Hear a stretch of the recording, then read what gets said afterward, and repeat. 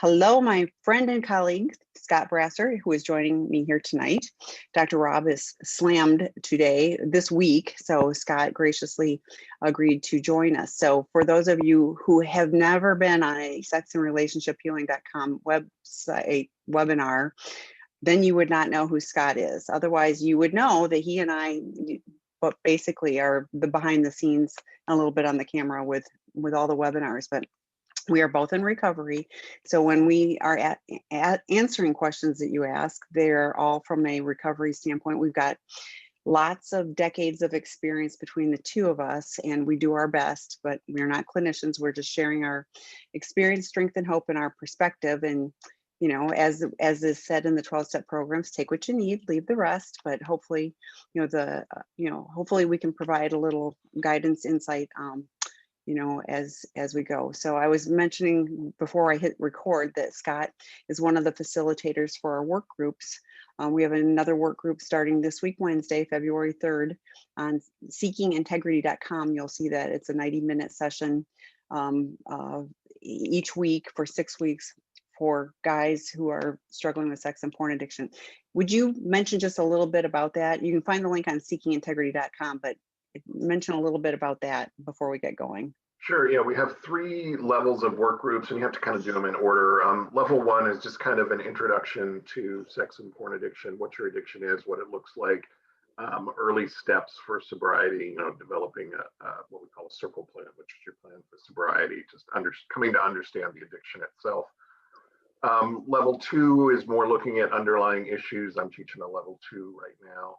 And level 3 looks at life as a recovering addict moving forward. I'm teaching a level 3 right now as well.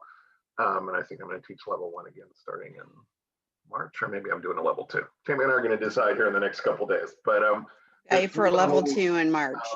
We keep them under 25 people certainly, and it's actually they've been great. They have. So we've got some questions. So if you've got questions, throw them in the Q&A. We'll take them as best we can in order. So first question, how does one know when they are free from porn? I have seen a lot of sobriety from porn over the past couple of years, and I have no more shame around it since tons of men and women struggle with this. I do still slip, but it is very few weeks or months.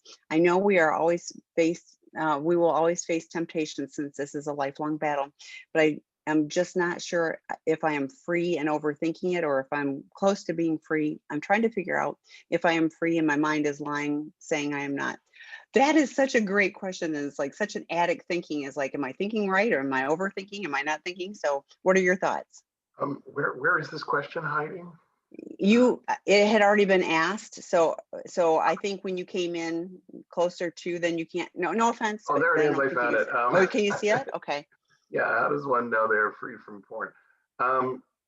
If you're a porn addict, you're never actually free from porn. It's there's no cure for addiction. It's like an eating disorder or diabetes or heart disease. We can treat it. We can treat it very effectively. It's usually a daily regimen of some sort, but it can come back and haunt you really, really quickly. I've seen a lot of sobriety from porn over the last couple of years. I have no more shame around it. That's great. I'm glad. I do still slip, but it's every few weeks or months. That's actually fairly common with porn addicts that I talk to is, get 3 or 4 months and maybe go back online for a week and then off. I don't recommend that. I recommend staying away from it permanently. But if you're not feeling a lot of shame around it, not beating yourself up about it, I'm glad to hear that. You're never going to be free from porn. Sorry. But if it's not ruling your life the way that it did in active addiction, that's a huge step forward. I'm a big fan of permanent abstinence from porn, but I don't see it in every porn addict. I see this pattern more often than permanent abstinence. And this pattern is way better than using every day for hours every day and ruining your life. So. Well, and I would invite you to look at, okay, so great, you don't have the shame and you're having some slips. what precipitates a slip. So, be thinking about what are you doing or not doing, in the few days or a week leading up to a slip. So kind of do an autopsy on what happened. But I'm also curious what things have replaced the time that you were spending doing porn. Like hopefully they are healthy things, healthy engagement with other people. You're here, yay. So what are you doing that is positive for sobriety recovery that replaces the using porn? Because that's, to me, actually the bigger deal. It's not just about not doing something, it's what things are meaningful to us that we are doing. Yeah, telling me just telling me don't use porn, you can't use porn, automatically I think I want to use porn, I want to use porn. You tell me what I can't do doesn't help me. Telling me what I can do instead does help me. So, Yes.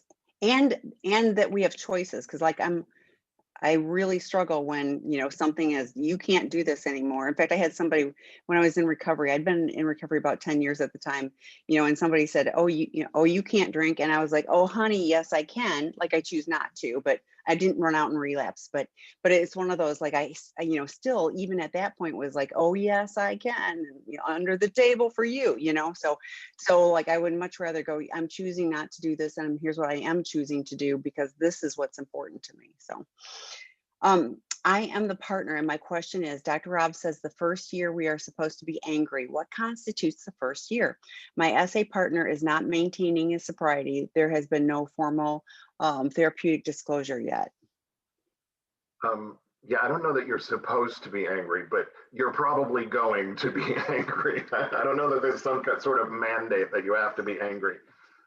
What constitutes the first year? The first year of your partner's active recovery is how I would define that, and it sounds like we're He's not not overly there. active in recovery right now, so you might be still on day zero. Yeah. Well, and when Dr. Rob says that, it's a little tongue in cheek, but it's, your job is to be angry, and, but it's also for you to take care of you. What is going to be healthy boundaries for you? And Dr. Rob says this all the time too. If what level of recovery he's doing isn't working, up the recovery. I talk to lots of people, and, they'll go, well, he's going to, I'm using he as the addict, she as the partner. It's just for clarity. It's, everybody can be an addict, anybody can be a partner. But he's going to his therapist, and I'm like, if all he's doing is going to his therapist for 50 minutes once a week, he's not gonna. I mean, like it's not enough. If addiction, that's not recovery. right. If like Scott was talking about, is like, we're never really free from this. So if we are not actively engaged in getting better, we don't get any traction in it. So I think I do want to add that betrayed partners, you can work on yourself and work through your anger and the feelings you have about your cheating partner's behavior, whether he's doing the work or not. You can work through your anger and move on, even if your partner doesn't. Whether you stay in the relationship or not, you can move on from that anger by doing your own work, if you so choose. yeah, well, and he's not really in recovery, and I think he tags in going to some meetings.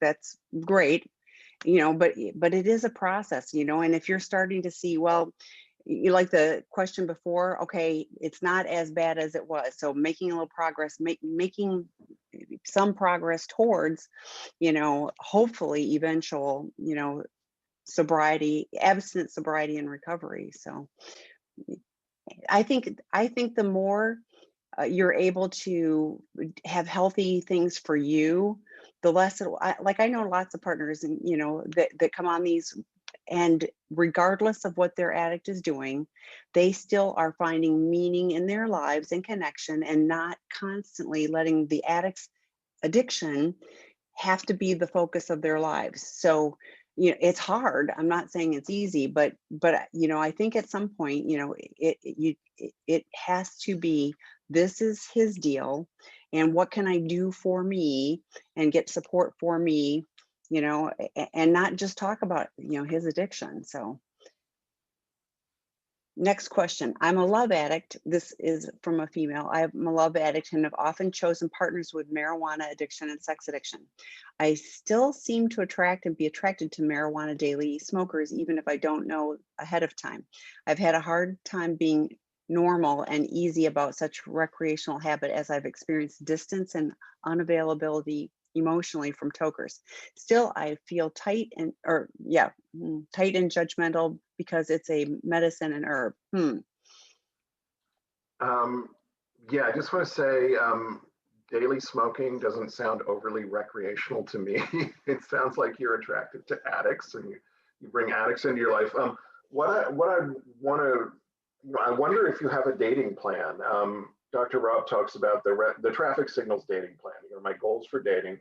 Here are my red lights, my yellow lights, my green lights. And for any person who's in recovery for an addiction, an automatic red light should be he or she is actively addicted to anything. I would, personally, I will not date anyone who's actively addicted to anything. A recreational drinker, like a glass of wine with dinner twice a week. Okay, that's a recreational drinker.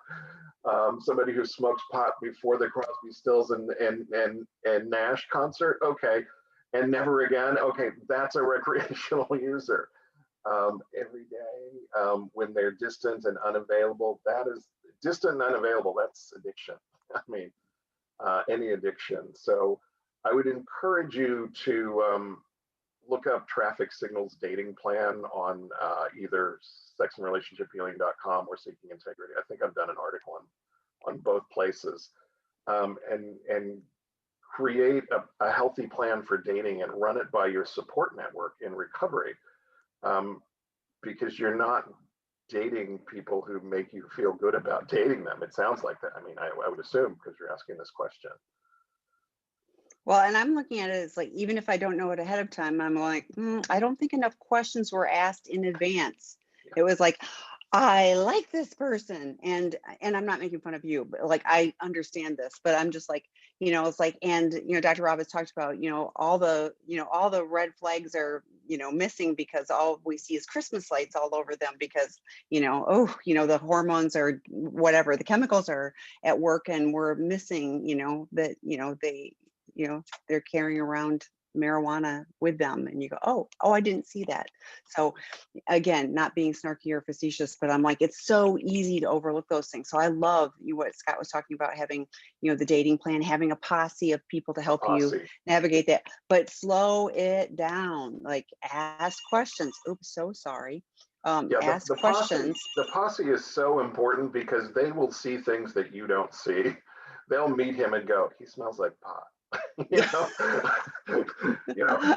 Ask him how much he smokes. Where you don't see it. Yes. Yeah. And it's even like, tell me what, like open-ended questions. Tell me what your thoughts are on, marijuana. I mean, like you can get a lot of information and not even ask them how much they do or don't, you don't have to put them on the spot. Just tell me your philosophy on it. So, I think it's great. I do it okay, I'm going to walk to the next, but yeah.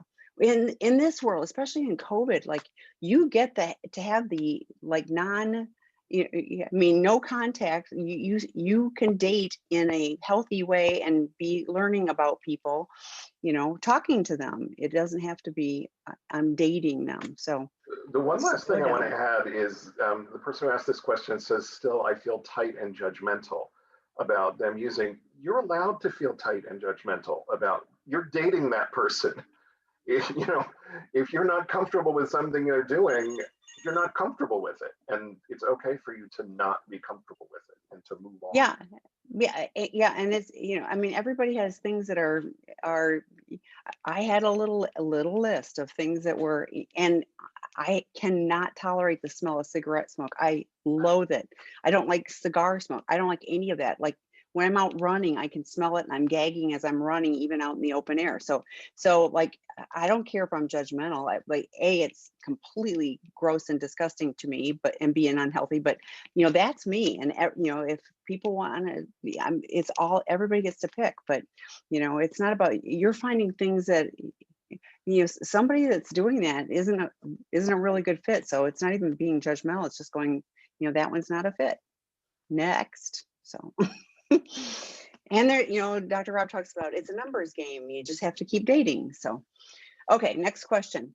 I have been in recovery for 2 years, still attending weekly SAA, doing therapy and meditate. Fortunate to be still with a loving partner, so supportive. In disclosure, my partner found out my darkest secrets, behavior, sexting, photos, at all, and then all stopped upon discovery of my addiction. Now I am struggling with low sex drive, having difficulty initiating sex and sharing with those past fetishes with my partner who is requesting more. Any advice?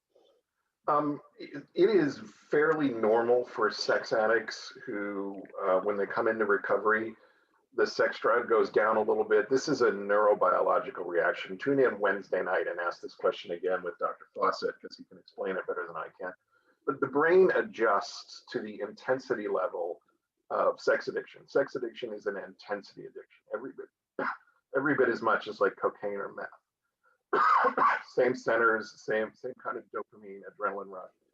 So the brain recognizes that it's being overtaxed with dopamine and adrenaline, so it shuts down some of the neurons that produce those chemicals, and it also shuts down some of the neurons that receive those chemicals. So there's just less intensity that you can have in your life because your brain has turned down the volume, basically. And then when you stop all that acting out and you just want to go back to sex with your wife or your partner, your brain, the volume is turned down really low, and it takes a year of really good sobriety for that volume to get turned back up. And it says you've been in recovery for 2 years, you're attending meetings, I don't know if that's solid sobriety for 2 years or just been in recovery for 2 years. And then as far as having difficulty initiating sex, sharing about fetishes, etc., there are some great intimacy exercises. I definitely pick up Masters and Johnson's material on Sensate Focus, which focuses you on the body and sensations rather than the pressure of sexual performance. It's sort of like a primer for foreplay.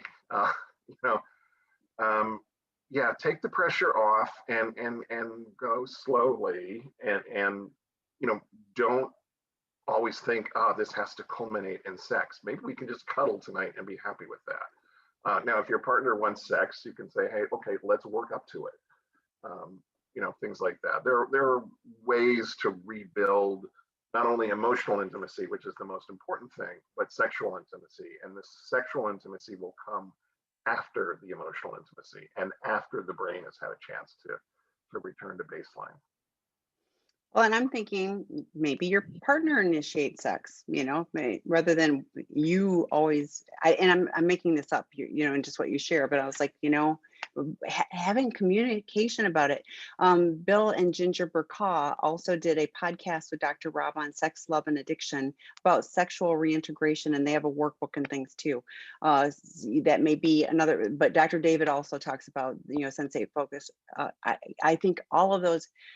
But like Scott was talking about, if your dopamine's always up here and now it's like the same person, and I love them, but they're the same person, it's a little more challenging. I did want to tag in on this too, because this gave me like a little heart flutter. In disclosure, my partner found out all my darkest secret behavior, sexting, photos, and all of that. And I like that, to me, like, what I heard was this is a disclosure that was not a therapeutic disclosure, because like in a therapeutic disclosure, there is content, there is information, but it isn't every gory detail of everything. And so if you're in a relationship that has not had disclosure yet, I would really strongly encourage you to work with professionals to guide the process, because it's so much more difficult for partners to heal from trauma of just getting all kinds of information that they can never get unstuck. Now, it sounds like your partner has really, been supportive and everything else. So you are really, really fortunate, but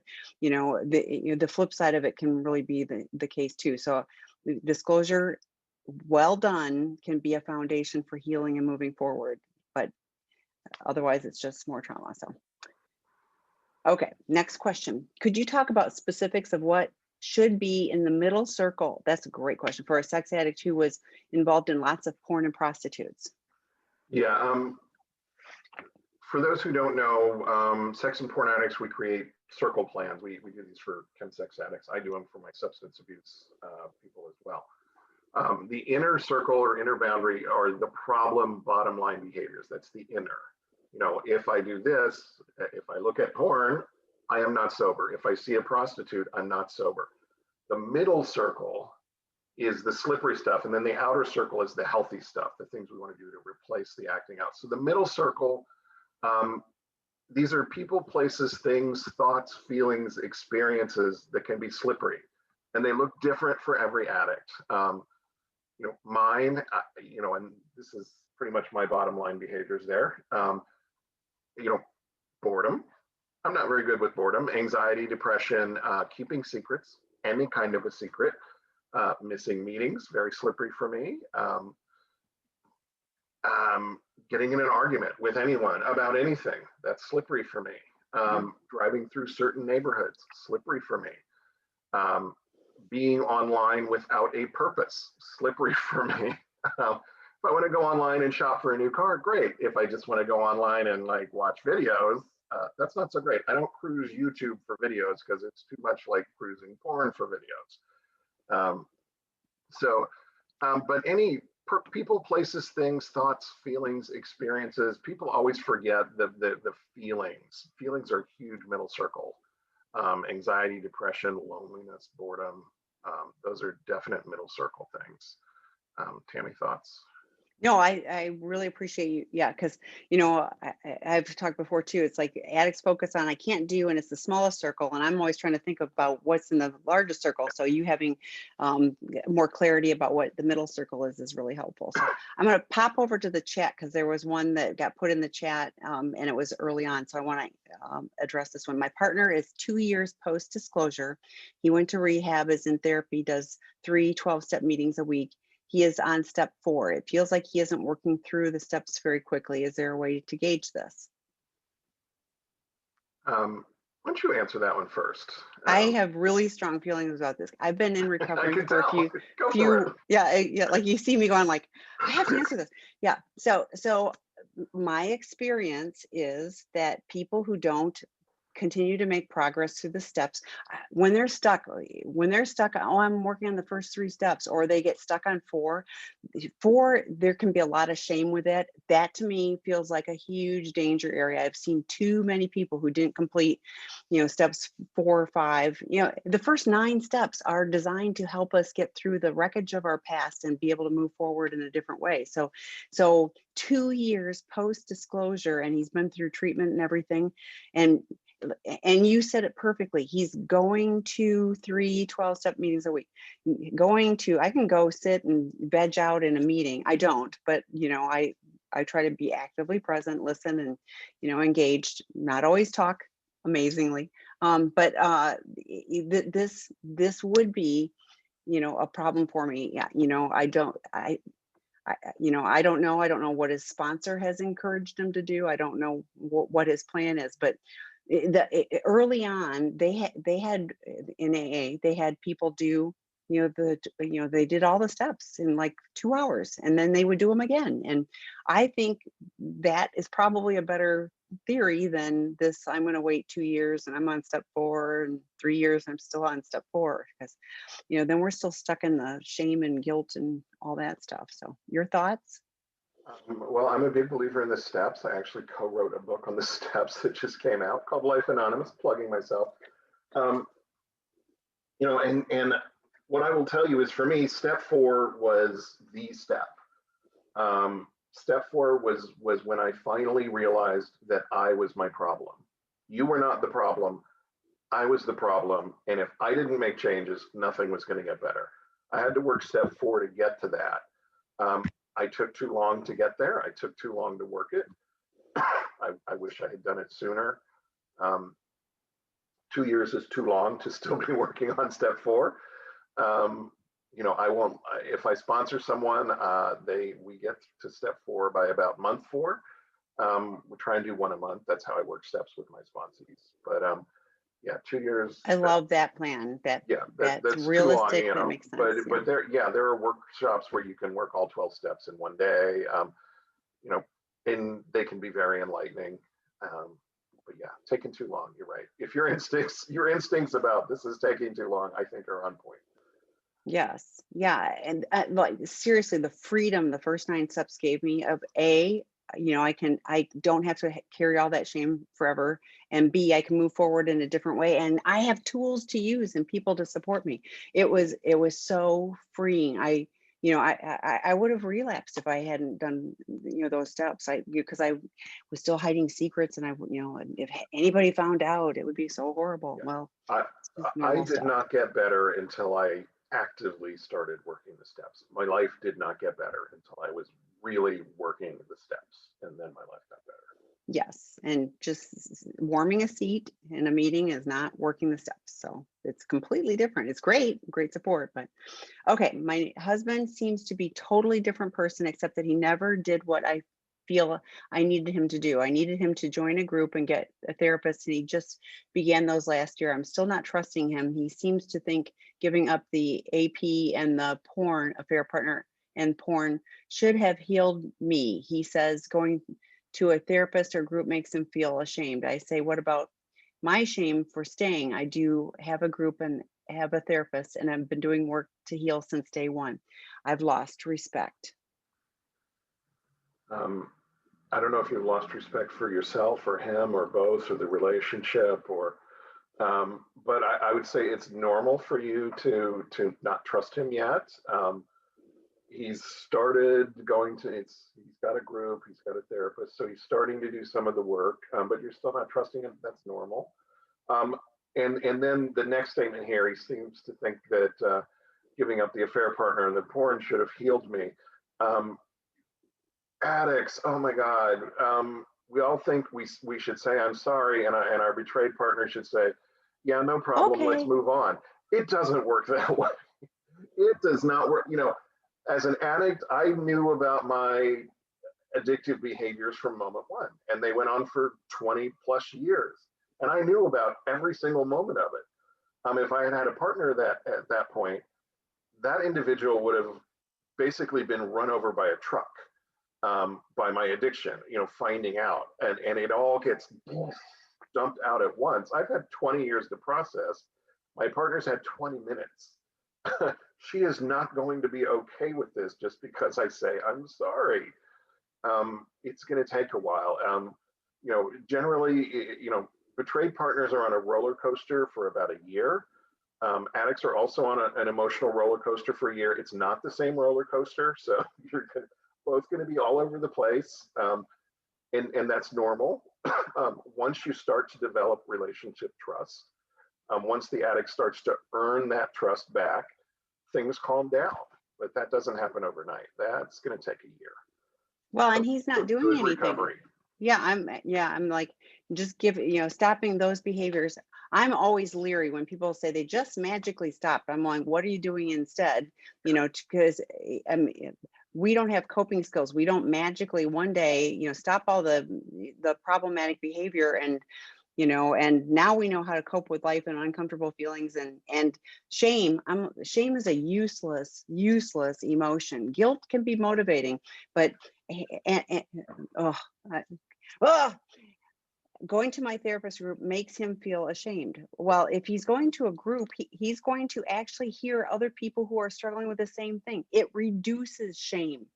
Working through steps 4 and 5 really reduce shame. So what I hear is compartmentalizing, which is what addicts do. It's like we're going to tuck this back here over here, and as long as I don't look at it, nobody talks about it, we're good, and we'll just keep moving on in a different way and get over it, partner. Because, like you said, I'm done doing that.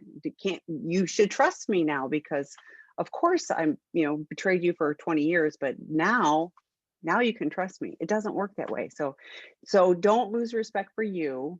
Read Prodependence. If you have not read Prodependence, you love a broken person. That's, there's nothing wrong with you. You love a broken person. There is no shame in loving someone who's broken.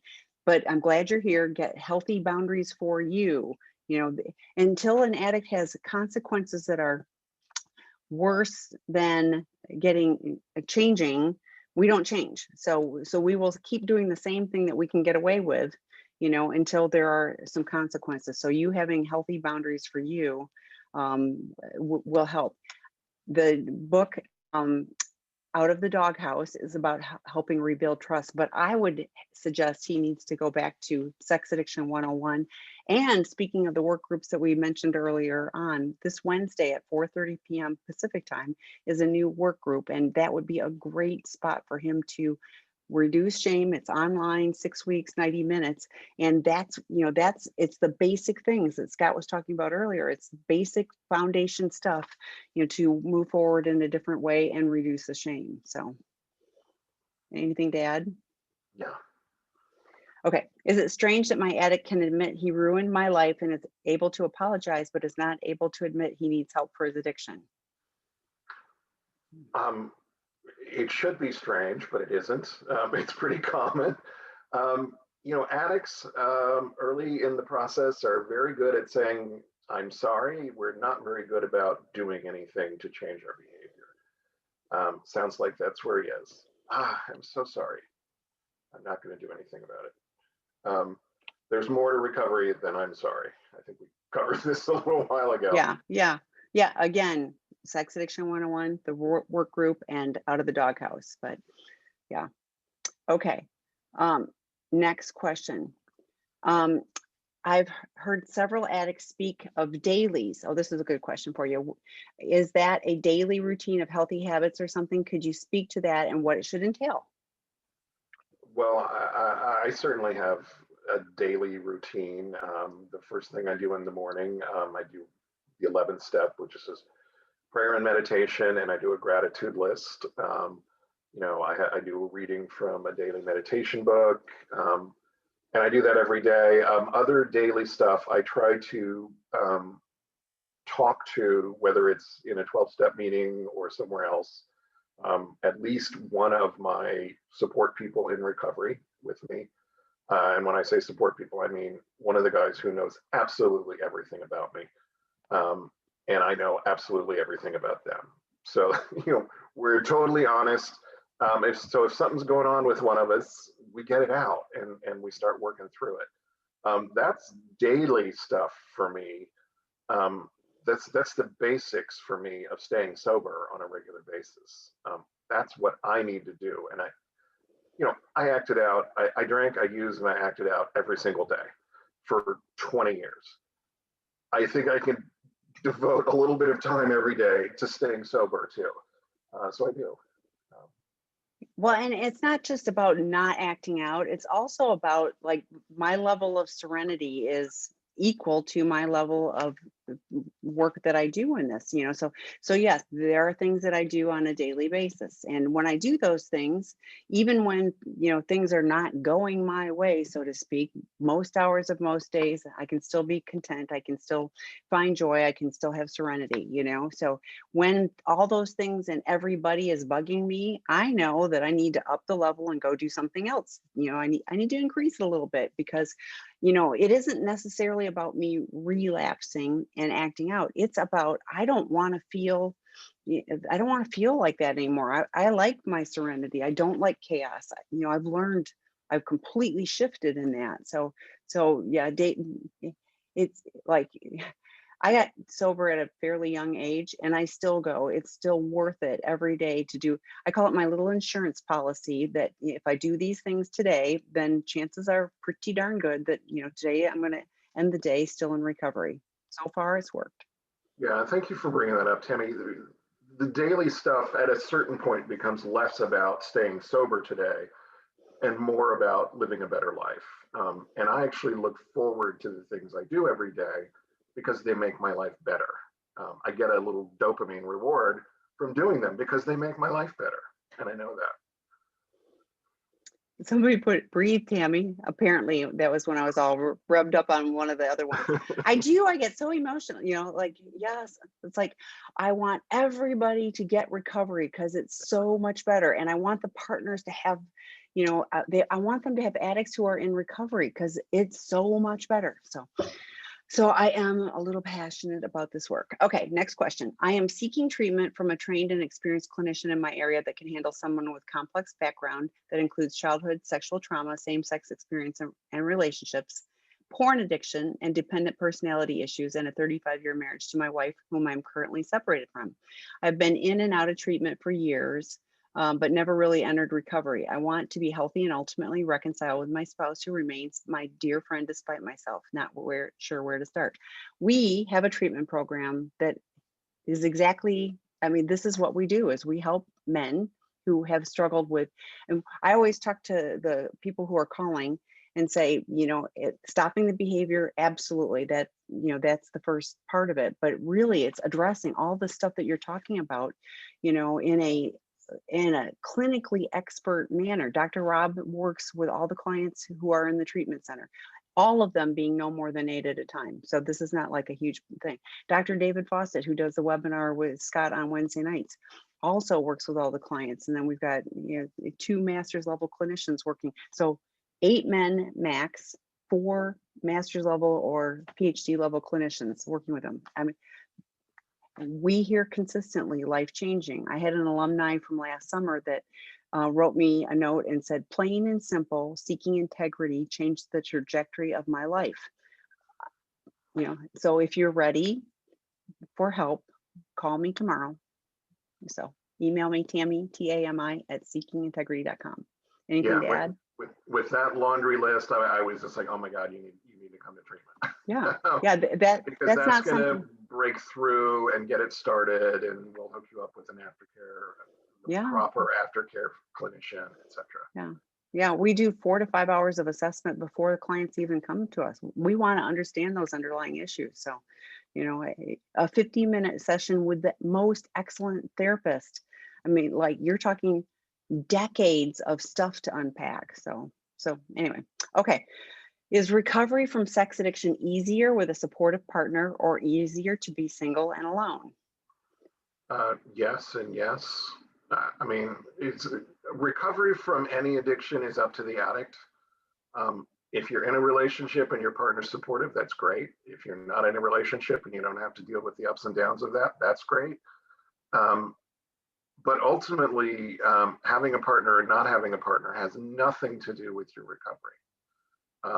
Your choice and your desire to be sober has everything to do with your recovery. Are you willing to do the work, or aren't you? So, yes. And regardless of whether you're single or in a relationship, you still need connections with people in recovery. So even if you're with a supportive partner, they cannot be they can't be your sponsor, they can't be your support team. Like, you need other people. So regardless of which category you fall into, you still need a whole bunch of people like us that are in recovery. Yeah, and that's part of what I mean when I say the work of recovery is developing relationships with other recovering addicts. Mm-hmm. Okay, what elements constitutes recovery for a porn and sex addict? I'd like to know from your perspective how you define an ideal recovery treatment from sex and porn. That's a great question. And it's so complicated. I mean, because with alcohol and chemicals, it's really easy. It's abstinence, but this is really different. So share what you share with the guys in level one. Recovery from a behavioral addiction like sex and porn is much more like recovery from an eating disorder, where we're not going to never eat again. We're not even going to never eat ice cream again. We're going to learn to eat in healthy ways. And when we have ice cream, we get 1 scoop, not the whole gallon. Sex and porn addiction, what we're shooting for is finding ways to be sexual in ways that are healthy for me in my life circumstances. If I'm in a relationship, that might mean monogamy. If I'm not, it might mean healthy dating, the red, yellow, green light plan that we talked about earlier. Recovery, what constitutes recovery for a sex and porn addict? Often it starts with residential treatment, then it moves into intensive outpatient therapy, which will have not just individual therapy, but sex addiction focused group therapy. That's coupled with 12-step or some other support group, including online support groups. I think a mix Most of the research on any kind of addiction says that individual therapy plus group therapy plus 12-step recovery, active 12-step recovery, meaning going to meetings, talking in meetings, working the steps, having a sponsor, being a sponsor, that's the route to long-term sobriety. Those studies are old enough that we don't know how online groups like this fit into the mix. But what I would say is online groups like this can't hurt, probably help, and do not replace 12-step meetings. So Tami may want to elaborate.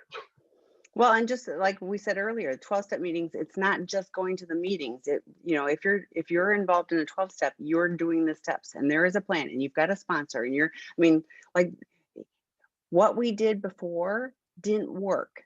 And we think we can control our sobriety, we can do whatever. It didn't work. The more we are willing to get help from people who have walked this path and have successfully walked this path, they can show us the way. The faster we get from here to there, because the in between is challenging. Like, the first couple of years of my recovery was really challenging. Like, it was worth it, but like to live now, like decades of living mostly having, good most hours of most days, even during COVID, are still good, so. Okay, next question. Just discovered 2 months ago, my husband is a sex addict. I've known him for 28 years and married 23. My husband is doing everything from seeing a CSAT, so CSAT, for those of you just joining, certified sex addiction therapist, so they're specially trained in this, doing the 12-step program and has a sponsor and listens to Seeking Integrity webinars. I have decided to stay and work on our relationship. I have been struggling getting past all the acting out. So there's a question at the end of that. Of course, you're like, this is 2 months ago. This is so early. So I'm so glad you're here. I'm glad your husband is actively engaged in doing those things. I put a link in. I hadn't even read yours, but when Scott was talking about doing everything, the level 1 group starts Wednesday of this week. Highly encourage him to join that. That's a really good foundational component. But you getting support. So on this platform, there are resources for you like this, but also there are betrayed partner groups. There's the Old Lady Posse. It's just a frame of mind. They wanted to name it that way. So, and they wanted to support each other, but they also wanted accountability. And that one is Tuesdays at 8:30 a.m. Pacific time. Wednesdays at 12:30 p.m. Pacific time is another betrayed partner group. And Thursday mornings at 8:30 in the morning is a betrayed partner group. So, and then there's one Sunday night at 6 p.m. So all of those are just for betrayed partners. So I would highly encourage you to connect with the other people who are finding their path, during this as well. So, but multiple webinars and things too. Codependence, please read it. You love a broken person, get support for you. So thoughts, Scott? Yeah, just don't beat yourself up for struggling right now. You are exactly where betrayed partners are at 2 months. You're good. Just stick with it. I'm glad you're here. I'm glad he's doing the stuff he's doing. Yeah. Do not beat yourself up because sometimes you have a rough moment or a rough day. It's okay.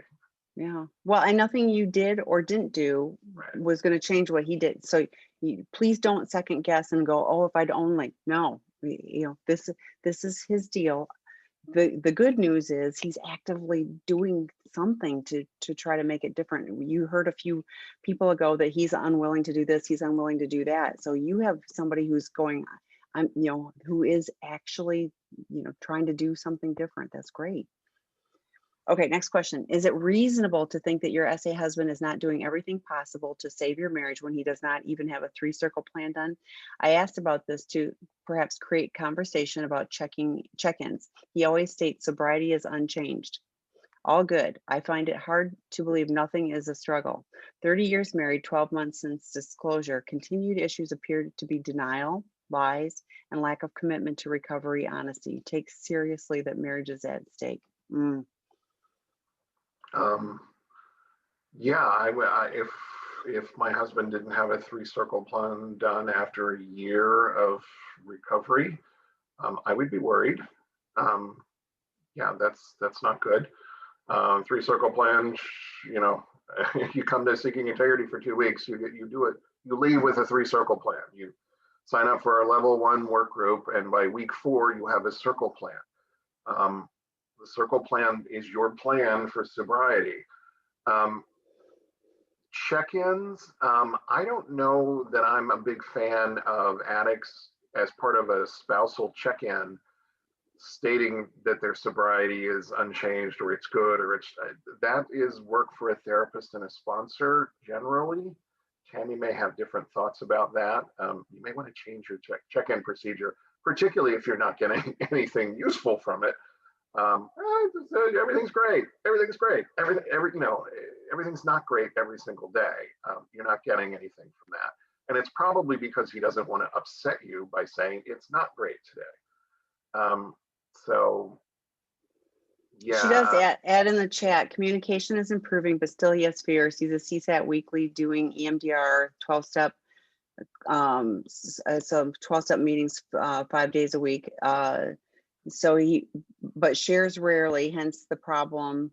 Only on step 4, we want it to work, no real consequences. We live together, sleep together, should we separate? So, you know,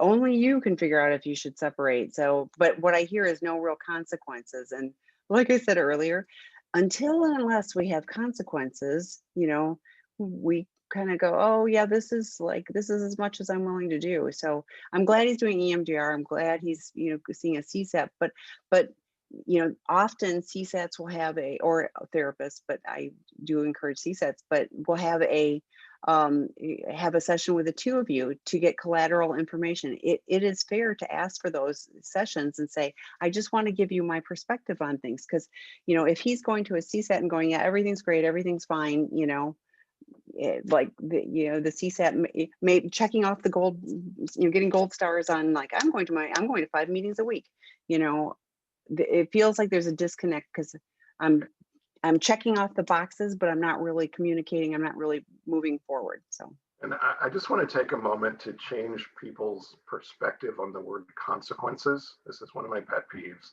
I mean, I hear from addicts all the time. You know, I'll say, so what consequences have you had? Oh, no real consequences. I'm like, what? Why are you talking to me? Oh, well, you know, she found out, but, you know, nothing is, I'm like, is relationship trust what it used to be? No. Are you having sex anymore? No. She doesn't want any part of that. Is your marriage at stake? Is she threatening divorce? Well, you know, like, okay, there have been consequences. You know, just because there wasn't an arrest or because somebody hasn't filed for divorce doesn't mean there are no consequences. You know, the lack of trust is such a huge consequence in a relationship. Losing relationship trust is massive. You know, good relationships are built on trust first and foremost. That's a huge consequence. And you're talking about denial and lies and a lack of commitment to honesty. That's a huge consequence. Whether you're the addict or the betrayed partner, I want people to think in terms of, you know, this is really, even though we're still married, my marriage is not what it was or should be. That's a consequence. You know, I'm still employed, but maybe I haven't gotten 3 promotions because I was too busy looking at porn while everybody else was working. These are consequences. So yeah, okay, I'm done ranting. Okay, next question. I'm the partner and have become completely detached from my SA spouse. We live like roommates as we raise our children while he continues SA group weekly now 1.5 years in. We have no emotional connection, and that is something that I need to, and that is something I need to ever consider becoming intimate again. We have been married 21 years and he never really was emotionally connected. And now fast forward, I see why, having had hidden porn sex addiction the entire time. I'm also a love addict seeking support for myself at the same time. What is a reasonable time to where I need to ask myself the hard question if I should continue waiting for someone that is just not going to show up the way I need them to? I really am trying my hardest to not break up my family. Oh. this is so hard. I feel for all of you, because it's challenging. So What is a reasonable time? We get that question in a lot of contexts, and we really can't give you an answer, nor can we tell you whether to stay with somebody or not. These are things that are up to you. It's not unusual for sex addicts and love addicts to hook up and to find each other. Sex addicts profess love so that they can get sex. Love addicts give out sex to feel loved. I mean, that's an oversimplification, but it's not unusual for a sex addict to partner with a love addict, and for things to be non-intimate, non-emotionally intimate. Dr. Rob calls addiction an intimacy disorder, and he's not wrong. As addicts, we struggle to connect with other people in truly intimate ways. And we turn to a substance or a behavior to get our needs met, or to forget that we have needs, basically. And you've got this happening from two sides. So it's a tough one, but reasonable time frame, there's no answer to that. I love you for wanting to stick it out and make it work. I'm a big believer in that. yeah, and I would like more for all of you. I mean, I believe that we're supposed to be, emotionally connected, and I think we're supposed to model that for our children. I think they pick up on on that. And I'm not saying you leave or whatever, but I'm like, okay, is there an opportunity to go, we can do this different, we can do this better. We've had guys who've come to our treatment program who have stop the acting out behavior, but they've been struggling exactly with that stuff, with the inability to connect, because they're so compartmentalized and shut down. So I think with the right help, I hear he continues to go to SA weekly.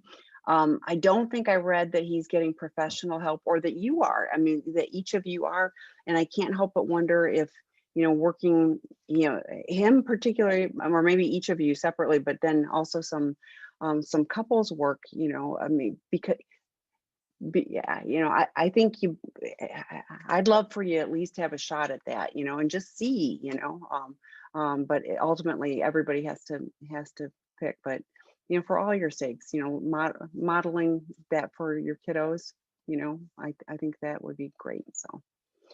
Okay, I attend SAA regularly. I'm reading the Green Book. I listen to Dr. Rob podcasts regularly. I plan on finding a therapist. What more should I be doing? Thank you. Contact Tami so she can help you find a CSAT in your area, a certified sex addiction therapist. And yeah, that's the first more you should be doing is send Tami an email.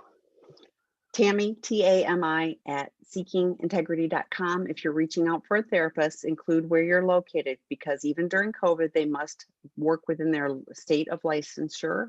So I do need to know that. Also, I'm assuming you're male. I can't tell, but assuming you are, please consider the level 1 sex and porn addiction group that starts Wednesday night at 4:30. 6 weeks, 90 minutes, facilitated, really, really good, solid foundation component for you. So consider that. We offer them monthly. So if you're watching this video later, they start monthly. It just happens to be the very beginning of February. So we're starting one now, but we'll have one. We had a full one in January. We'll have them again. So, okay. My husband has been stuck at step 4. See, this is what happens. All these guys stuck at step 4. And it's not just guys. My husband has been stuck at step 4 for over a year too. I keep feeling like there is no real accountability, and that his resentment towards me is increasing because I'm still not healed. How could you be? There's a lot of leftover abuse behavior towards me. Am I crazy to believe that if he gets through step 4, these behaviors will be addressed and decreased? You're not crazy, but things don't magically get better. We as addicts, like Scott said, we get some freedom from the guilt and shame, and we can start to look at things differently. But it isn't magic. It's really important. It's really helpful. And he should then start to be able to have more empathy and understand, part of it is we're taking an inventory. So we're looking at what we've done, that has caused other people pain. But his resentment towards you, like, please, please, please set up safe boundaries for you. Nothing you did or didn't do is the reason he's acted out. It's all him. You love a broken person. I keep saying these same things. So Yeah, step 4 is about uncovering the issues. Steps 5 through 9 is about learning how to deal with them. And then steps 10 through 12 are about living differently in the moment as we move forward. So magically doing step 4 doesn't really change his behavior, but following that up with the rest of the steps over time will change his behavior. and I've only a couple times, but I've heard of people who did their step 4 and then they didn't get around to step 5 because they didn't want to share with somebody. I'm like, oh my gosh. The first time I did a step 4 and someone said, I mean, all the shame for me, and someone said, oh, you're typical, you're typical Yeah. female addict. And I was like, oh, like, oh, I'm not the worst person on the planet. Like, so freeing. Yeah. Okay, next question. Oh, hi. Seeking Integrity Los Angeles graduate here, 199 days sober. That is awesome. Tomorrow is 200. Yay. One day at a time. Attacking recovery with daily meetings, regular recovery connections, daily sponsor calls, 12 steps. Oh my gosh, yay. Kicking the addiction is hard, but I'm succeeding so far. Wife and I in therapeutic separation and living apart due to the pain I've caused my wife. She has her antenna on sensitive, understandably. During my sobriety, there have been instances where she interprets situations and coincidences as definite proof of my acting out. I am going down the road of desperately researching each incident to prove my innocence, but today in therapy, my wife felt 100% certain I was still lying. I'm not. I know I've made this mess, but hearing this was utterly devastating. I don't want to call her paranoid, as it sounds like gaslighting, but my actions seem to have put her in a paranoid state. I thought doing the work and staying successful in recovery would build trust, but it's not. What else can I do? You probably are building trust. She probably trusts you a lot more now than she did 199 days ago, but it's not all the way back, and she's going to have her moments, and you need to learn this phrase. I understand that you think I'm lying. I understand why you think I'm lying given my past history. I'm sorry that you're going through this. I will continue to work to rebuild and re-earn your trust. And just let her not trust you. It's okay for her to not trust you yet. 199 more days from now, hopefully she'll trust you more, but you're going to have to earn it. So just acknowledge, I understand what you're feeling. I understand what you're thinking. I understand where it's coming from. I'm sorry I put you in this position where it's hard to trust me. And then shut up.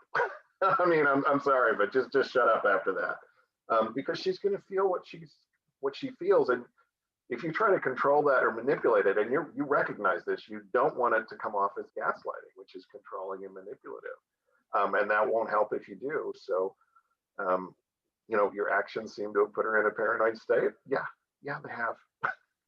they have. And no amount of you showing, or doing the research. See. Yeah. So I love what. Stop with it. Yes. Yeah. So rewatch the video. That's almost to the end. If you didn't catch all of it, rewatch the video, practice it, be ready to say it. I think that is and look at her in the eyes when you're saying it, and genuinely mean, I am sorry, as best as you can. Okay, we have one more question. I am 3 years in after D-Day, but my last big lie was revealing what the real truth was, happened about 15 months ago. So technically, let's see. So technically I'm 3 years from acting out, but just a year from not telling the whole truth. I'm struggling lately with my recovery, communication, and truth telling, moving forward, etc. And I don't have anyone other than my partner and therapist. I'm not in a group and don't have any accountability partner, and I feel that I need one because I am feeling alone with all of this. I'm focused on rebuilding everything, but I have a lot of emotional trauma that I also trying to break through. Is a group the only way to obtain accountability partner? I'm a gay male in a gay male relationship with a trans man. You need a group, whether it's 12 steps or you know, an online work group or whatever. Yeah, you need a lot of things here. I'm glad you finally came clean, but it sounds like you're kind of skating on the edges of recovery rather than actually being in recovery. So, you know, all the stuff we've been talking about, you know, for the whole hour here, you've got to immerse yourself in the process of recovery or you're not going to get recovery. And you seem to know that from this question. I mean, I don't want to harp on it. You seem to know what you need to do. Just do it. Yeah, yes. And it, you know, we talk all the time on webinars and everything else about, you know, partners can support us, but they can't be our accountability partner. They can't be, and a therapist isn't there 24/7. A sponsor, you sponsor a lot. I don't sponsor people. I suck at it, but Scott does. And, you know, like 2 o'clock in the morning, you would answer a phone call from your sponsee, you know, I'm struggling, you know, I mean, that's Depends on which sponsee. okay. Well, there you go. If you're one of his sponsees and you try calling him at 2 o'clock, you'll know which side of the line you're on. So yeah, no, but I mean, it's really one of those, you know, the people in the groups are the ones that, like I said earlier too, it's like, they're the ones that have gone down the path. They showed me the way. They gave me hope that even I could live a different way. That is, you know, that was a miracle because I sure didn't know how to do it. So that they said, you can do this too. And here's how, you know, that was critical. So anyway, I think we did it. We got through all the questions. Thank you all for being here. Thank you all for staying and asking your great questions. So Dr. David will be on Wednesday night with Scott. So 5 p.m. Wednesday night. We've got the Wednesday morning series, which, oh, Kelly Gunther is it's the first of the month. So she'll be on Wednesday morning at 9:30 a.m. Pacific time, but there's lots of resources free on sexandrelationshiphealing.com. For those of you that joined, I did put the link for the previously recorded are all on sexandrelationshiphealing.com under the resources tab, podcasts, all kinds of stuff. So you thank you all. Find the old videos on our YouTube channel, Sex and Relationship Healing. So thank you, everybody. Thanks, Scott. Thanks. Good to see you. Bye.